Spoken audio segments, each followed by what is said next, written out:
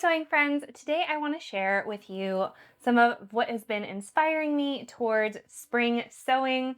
Now, it is not spring yet. I am a firm believer that particularly where I live, winter can last, well into March. We'll even get some probably wintry weather even into April, but I'm not totally giving up on my winter sewing plans yet. It's also been really nice here. We're getting that little bit of false spring. The first flowers are cropping up. So I'm really excited to start thinking about some spring sewing. Now, this video is not going to be a spring sewing plans. I will have a video like that for us soon, but this is kind of the pre-planning stage. And I thought I would share my process about that with you. So I've really been finding that I like kind of drawing that inspiration process out a little bit more rather than just jumping right into patterns and fabrics. I've noticed a really big difference between how I respond to things in my wardrobe when they're just things that I've liked the pattern or liked the fabric and sewed it up, and that was that. And times when I really took more intentional space to think about what I would feel like if I made such and such thing, which of course makes it a bigger risk. If I spend more time in the planning and the beginning phases, when it fails, it does hurt a little bit more, I will admit. But when it works out, I've noticed that the handful of items in my wardrobe that I was more thoughtful and intentional about are ones that I really gravitate more towards, the ones that I want to take care of better, integrate more, that I just feel more from them, and I feel more myself in them if I've kind of taken that extra time. So that's kind of what this video is going to be about. I am going to cover some practical bits of my process as well as kind of the more deeper emotional side of inspiration gathering. So I've kind of been tracking my progress as I've been going through the Seamwork Design Your Wardrobe course. This is the second full time I've done it. I've kind of lurked in there a couple other times, but as far as really going for the course, which I really highly recommend, this is my second time doing it. And the first phase is to gather inspiration. And I found that that is a step that I really benefit from teasing out a little bit more. I really like adapting the course to work for me. So in my gathering inspiration phase, I am kind of borrowing from later phases in the course. I'm also adding some of things that work for me a little bit better. Again, to really get more in touch and to be a bit more intentional with what I'm hoping to make. So a frustration that I have with a lot of style workshops, a lot of makers and artists often just talk about if you are wanting to be making something, just go on Pinterest and see what other people are doing. Just go on Instagram. And I think that both Instagram and Pinterest, as well as magazines and that kind of thing, can offer a lot of really good points, but I also know that particularly Pinterest and Instagram are really controlled by whoever is making money off of the thing. And so what I am seeing is a really narrow view of what someone else has determined is the right thing for me to see, rather than kind of a broader spectrum of what I might want to see. So again, a lot of style workshops, just kind of default to particularly Pinterest as a place to start for looking for inspiration. And I think what Seamwork does in their model of starting very abstract with just lots of inspiration and then working their way up to something specific, to what are your actual plans, is a really good model overall. But I have found that for me, I have needed a way to make Pinterest to make finding inspiration work a bit better for me. And so I've included considerations not just in how I'm going to build my outfits, but also in how I'm going to go about gathering inspiration. So my inspiration considerations are to first fill some wardrobe gaps. Then it is to kind of look at how I can further my general style goals. Then I also want to shop my stash to use the patterns and fabrics that I have. And then lastly, this is where I start getting like a little more spiritual perhaps, where I really want to kind of express some personal connection and really kind of build more of the mood or the vibe and identify like the feelings that I want from my wardrobe for the coming season. So first step is to look at wardrobe gaps and kind of how I can fill them and make my current pieces a bit more functional, how I can make my current pieces work a bit more towards my general style goals. So I went through not only like the stuff that's in my wardrobe, but also some of my reflections from last year via Instagram or YouTube. My stuff from Me Made May was like very relevant. So first up is a midi skirt. And this was something that I was reaching for a whole lot last year and was really, really wishing that I had better options in my wardrobe. And it really came down to adaptability. So the one midi skirt that I have in my wardrobe, I love so much for the temperature flexibility in these like transition seasons in spring and in autumn, when it's nice to wear something soft and flowy, but that gives like a little bit more coverage. So it's something I really wanted, but the only one that I have in my wardrobe right now is a fixed waistband in a woven fabric. So what I have found with that is that that's just not something that works for me.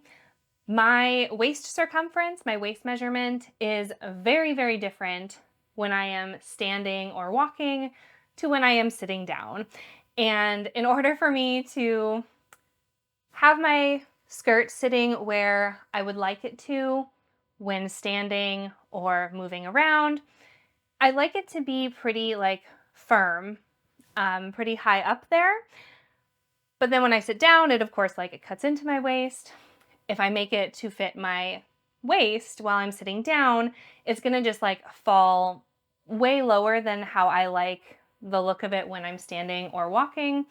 So really I need to get creative about finding a solution that involves elastic, but I don't necessarily want a fully elasticated skirt. So I'm looking at a couple options.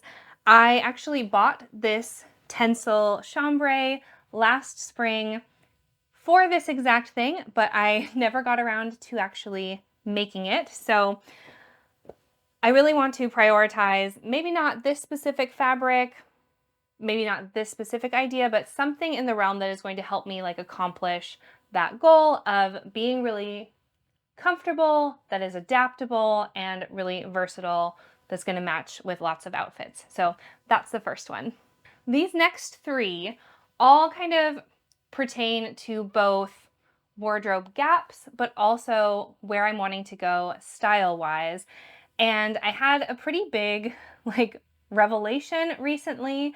I have been following along with the 75-day hard style challenge on Instagram. Now, I'm 100% guilty of lurking and not participating, but the challenge is basically about using what you have in your closet, not adding anything new, but really working to pair things a bit differently, to really get like a deeper level of expression rather than simply just like throwing things on because they're easy. And now that's like not something that all of us, me, can do all the time, particularly because a part of the challenge is to like document it, to take a photo. I do not always have like time or energy to do that. But in watching other people's journeys, I have made a like really big, shift, I guess, in how I look at my own wardrobe and kind of finally seeing like the dissonance of where I want my style to be and where it is, And ultimately, for me, it comes down to layering and to building out more depth and more texture in an outfit. And so I was thinking about this and I was like, well, at the end of every season, particularly like the transition seasons, I'm like, oh, I really need more layering pieces. I should really like try that. And then I like never do. And so recently that's really given me pause to think about like, why don't I do that? Like I've thought that, I've needed it forever and ever, but I'm not actually making the changes that I want. And part of it is because I've never been able to find good layering pieces on in ready to wear. I'm a bit intimidated about fitting my upper body for things that never fit me in ready to wear. So things like jackets, vests, button-up shirts. And yeah, it's kind of like put me off a little bit. It means it's going to be taking more time and making less like fun dresses and blouses and the things that I like to make. And I think that we should all be like making what we want to make. But these are things that are going to take a bit more time and take away from that somewhat. But I think the end will be worth it if it is something that I can get to be a really versatile piece in my wardrobe. And then the second reason that I found that has been keeping me from actually biting the bullet and getting down to business is I suddenly heard, I don't know whose voice exactly, but I know that they were talking to a like middle school me. So I would have been around like 11 or 12, and whoever this person or people were telling me that because of my body type, I should avoid layering pieces altogether, that I needed to wear dark colors, slimming, sleek, streamlined silhouettes. Definitely avoid like anything textured, anything with depth or layers or bulk, because that would be not good for me. And I feel like I have done so much work unpeeling those kinds of things like through my adulthood. But apparently at 32, there's still been some interaction somewhere down the line that has been actively influencing me from having what I need to have to meet my own goals. And it was really powerful for me to realize that and be like, oh, that's not for me anymore. I don't have to listen to that. I'm the one that gets to decide how I want to dress myself. I'm the one that gets to decide what I think is good for me. It is not my obligation to dress and to make things that make me look smaller or different than I am. How I am is exactly fine as it is. The end. So actively letting go of all of that and really wanting to lean into making some layering pieces, not only this season, but it is definitely something that's missing from my wardrobe like over multiple seasons. So I am going to make that happen. Again, not necessarily exactly with these fabrics, exactly with these plans, but I feel like this is a good starting point that can help me gather some more inspiration later down the line. So I have this like waterproof fabric as like I want to make a puffer vest. I have a black one that I wear during the winter that I absolutely love, that is ready to wear, and I want to replicate it with this fabric, hopefully. On my make 9 was a couple of shirts, and I'm really looking for that kind of, I don't need it to be a strongly fitted shirt. It's something I want more as kind of a layering piece, and I think this fabric could be a cool contender. So that's that one. Probably thinking like a birdie button up for this one, but not necessarily. And then the last one is a stretch denim for a jean jacket. Now I have wanted a jean jacket since I was a teenager, but I have never been able to find one that like fits my large chest, narrow shoulders, and broad back. So that's kind of a lot of fitting to take on. And that's the reason I've never made one, because I am a bit intimidated. But at this point, I think it's really important for me to try. And I have been looking at a couple of patterns, particularly patterns with like panels and princess seams, to try to get a good fit, to have like more room for fitting. So hopefully that is what this one could be. Again, could be. I've got to do a bit more research, but yeah, layering pieces are definitely something that I want to really move into action with this season and probably like throughout the coming year. So with wardrobe gaps and style goals kind of generally in mind, like pinned off to the side, I also like to go into my fabric stash, and I have a lot in my stash that could work for me for any season. I've kind of identified my neutrals as being like ochre and like soft dusty pink, a warm navy. Like I can wear those all day, any day. But I wanted to look into my fabric stash to see like what are the things that I would maybe only gravitate towards in the spring. So these are the fabrics that I pulled. Again, they're not necessarily ones that will end up in my spring plans, but ones that I wanted to kind of take out and really evaluate and keep in my mind as I am looking at different types of inspiration. So I will say that all of these are either sold out or not available anymore. This one is, I think this is the oldest one in my stash, and this is the second oldest piece in my stash. It is a viscose challis that is super duper silky. It's a little bit sheer. Now, I'm not a big polka dot person, but I did really fall in love with like how abstract these ones are. It is, again, just like super soft. I think would be really, really pretty as a blouse or lined as a dress. It might be a little too something, I'm not quite sure. There's something about it that first I didn't make it when I just got it because I loved it so much. In recent years, I've not made it because something has felt like maybe a little too delicate for me. So we'll see. It's one that I want to think about, because if there was any time that I was going to make it, it would be spring.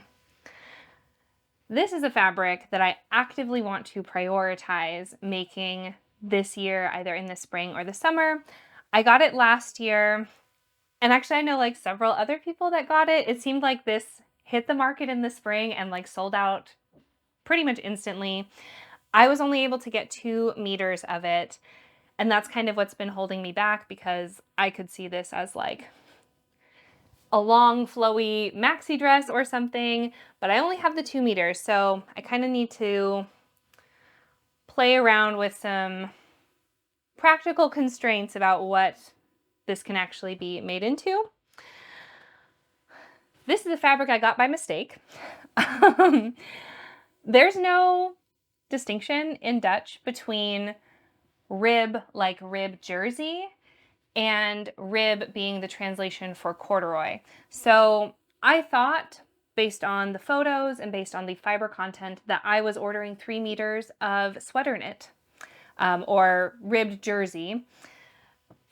And then corduroy arrived. So I have 3 meters of this like stone cord, which I don't hate it, but it's not a thing I would have gravitated towards. It was totally my fault. But if there was a time where I was going to make something in a cream needle cord, spring would be it. So I'm putting it on the table to consider. And then lastly, like I said, this is either this is the oldest fabric in my stash. I think it is the oldest. Maybe there's 1 or 2. Anyway, it is an embroidered denim. And I was hoping to make this up into something last year. It's kind of similar. I have 2 meters. At the time that I bought it, I really should have gotten more. Um, yeah, 'cause it's not enough for a jacket or a dress, but I'm thinking maybe a skirt. So I have to kind of play around with some ideas for this one. So the next step is to build a mood board, and I really like leaning into a very moody mood board. I really like to create more of kind of a feel, and I think that it's important to have done the bit where I've gone through my wardrobe and my stash to kind of keep those ideas like pinned at the side for now. Um, because as I start like looking through images, I'll probably rely on some of that. But in the beginning, I like to just kind of ask myself some questions around what do I like about the season? Because for me, it's really important to me to feel connected to the season that I'm in. I am someone that, as much as like I like the idea of mindfulness and like having a core personal style, I know that like for me, wearing black in the spring or like bright yellow in the winter doesn't feel right, and I feel somewhat like disconnected in that. I don't have a great way of explaining it, to be honest, but I do like to kind of dress in like, yeah, more traditional color and print palettes. And that's really easy for me in like fall and winter, and even summer. I kind of can just like slip into that pretty naturally. But for me, spring is like a little bit trickier because I feel like the messaging and the colors around spring are like pastels, very romantic, very feminine. And I have found in the past where like it gets a little bit too soft, a little bit too sweet for me. And or I'm dressing in colors that like I don't feel great in.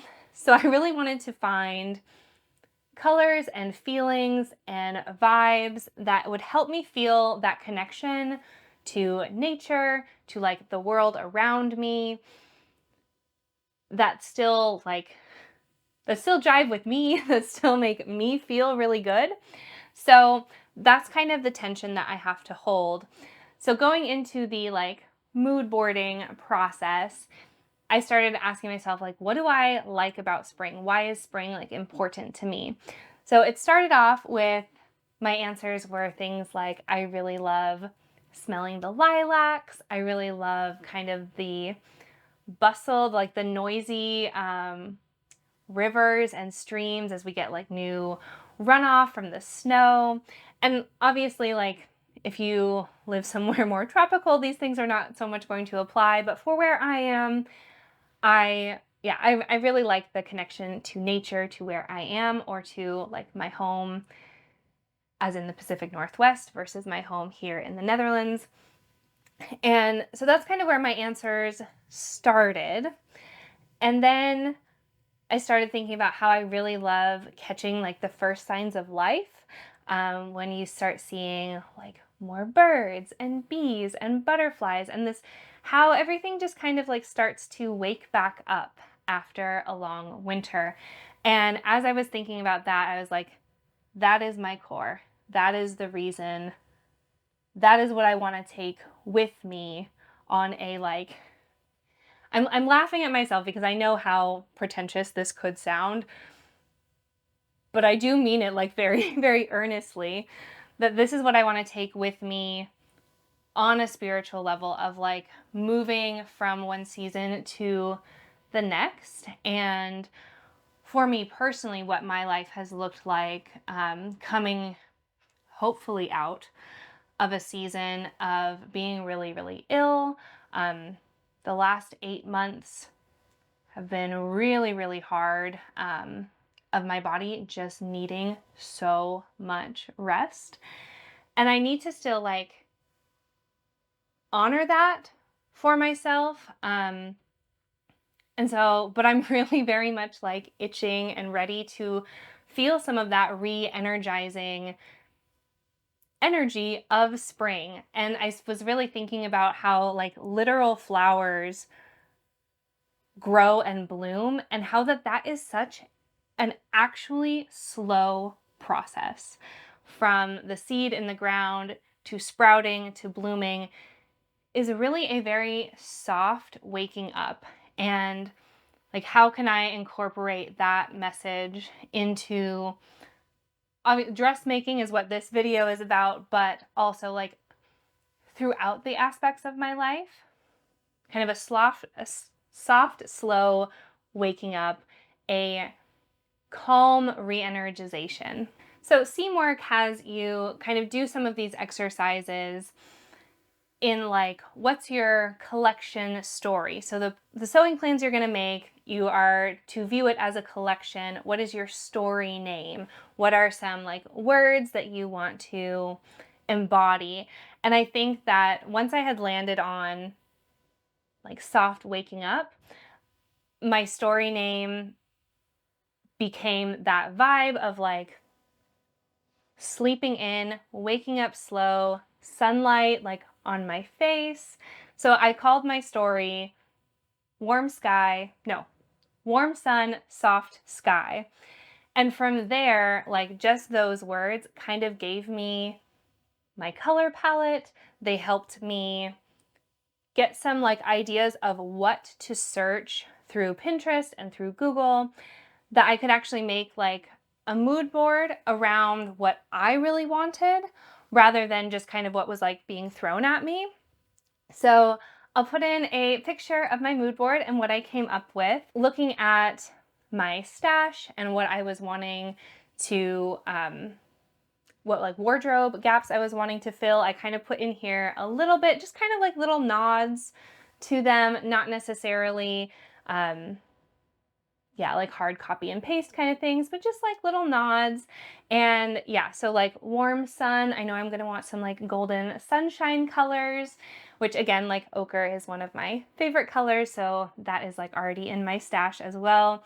But those like leafy greens that I was looking at earlier, a nice clear blue, like of chambray and denim, kind of has that like earthiness that I like, but then in color it has a bit more clarity. So I feel like that kind of helps me bridge that gap of like, I like the clarity of spring colors, but then the textural element makes it a little bit more gritty, a little bit more me, I think.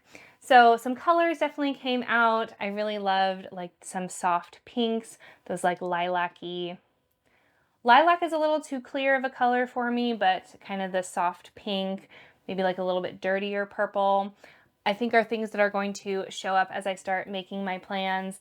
But yeah, this is kind of the vibe that I'm going for. It's very soft. It's definitely feminine. It has some femininity in it, but it's not girly, perhaps, is the distinction that I am wanting to make. That it's not going to feel too sweet for me is a big goal of mine. Because again, I want these things to be things that I will reach for in the end, things that I really like identify with and that feel reflective of me. I want to feel like comfortable. I want to feel grounded and present. So those are the things that I am thinking of, and I really love this mood board that I've made. I've not yet printed it out. Usually, actually like even have a spot for it.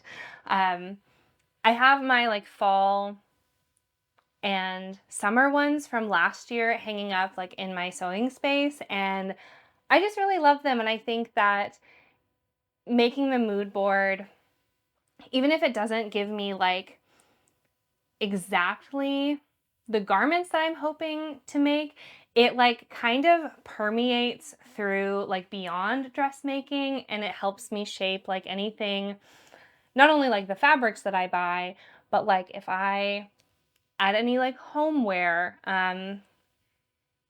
yeah, I don't know. I'm kind of losing my words now, because this is the very abstract section, but it is informed by kind of those practical choices of like, what types of garments do I sort of need to be thinking about?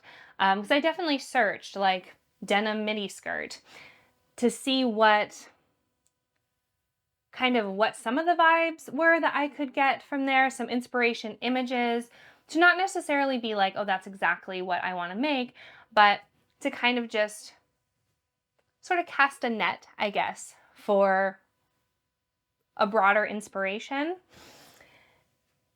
My stash colors, those things have all been considerations that I was like, literally on here is that green fabric because I ended up searching for a picture of it and including it in there because it is something that's very special to me that I want to bring into this season in some way. So I have a couple of fabric swatches like that made it into the mood board. I have like some flowers. I've got like this statue with like the vines on it, kind of symbolizing like some growth, hopefully. And yeah, so it just like is a process that makes me feel really good. It's something that I maybe take a bit too seriously, but I feel like it sets me up for success not only in dressmaking, but in lots of other areas of my life moving into the next season. So the next stages that I will be looking at for my spring plans are going to be some more like concrete criteria around like what things do I really like wearing, what context am I going to be designing for. Some of these are like seam work terms, but yeah, making sure that I'm looking at fabrics and patterns that not only fit the mood board that I built to fit like the vibes, but also the practicality of some things that I need in my life for like comfort, movement, that kind of thing, as well as those style goals that I talked about earlier. So that will kind of be the next step. And then I will be possibly making some fabric purchases depending on what my color palette looks like and if that covers like the things that I need. I don't think that I have to buy anything. I don't have very many knits at the moment, but I might see about like upcycling something that is either not working for me or possibly my partner. I can maybe see about playing with some unloved items. And then from there, definitely looking at pattern criteria. So hopefully either next video or the one after, we'll be sharing some concrete spring plans. I want to be planning out full like outfits and looks, incorporating some things that I already have in my wardrobe that fit the mood, fit the vibe. Like I don't think I want to make any jeans, but jeans are definitely going to be a firm feature of my wardrobe. So I think I'm going to try to thrift some new to me jeans pretty soon here and see if I need to make any alterations. So I'll include all of that as part of my spring sewing plans, hopefully coming up very soon. I really also want to know from you guys what you've been working on this month, this week, whatever. Drop me some comments below or go find me on Instagram and share with me what you've been on about, where your creativity has been, whether that's been like at the sewing machine or in the kind of planning phases or something like totally separate than sewing at all. I'd love to hear from you. Until next time, happy making. Bye.